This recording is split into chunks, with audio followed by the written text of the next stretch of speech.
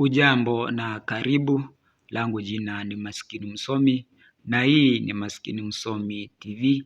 Lengo langu kuu ni kuhakikisha kwamba unapata uhondo kamili na taarifa zinazochipuka kutoka pembe zote za ulimwengu.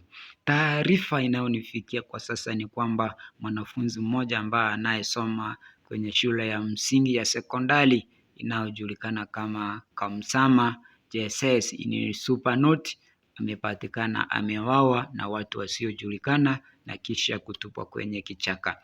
Mwanafunzi huyu ambaye anaitwa Mary Teresa, ilikuwa kipindi cha kwenda nyumbani kwa niaba ya mankuli, kisha baadaye akakutana na wahuni hawa ambao walimfanyia kitendo cha unyama na kisha kumnajisi na kummwagia asidi kemikali kali kwenye uso wake na sehemu zingine za mwili. Inasemekana ya kwamba mtoto huyu alipotea baada ya kutafutwa kwa muda wa siku 2, ndio kisha akakuja akapatikana ameuawa na kutupwa kwenye kichaka na wahuni ambao walitekeleza unyama huo na kisha wakatoroka.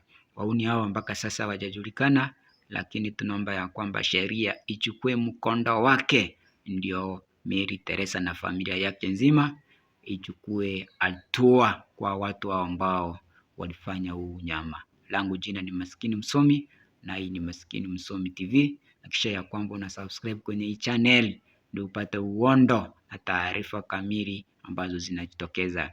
Lengo litakuwa ni kukusukumia. Iwapo umesubscribe, utakuwa na uwezo wa kusukumia kila kitu ambacho kinatokea ili upate fahamu namna ambavyo ulimwengu unavyozidi kwenda.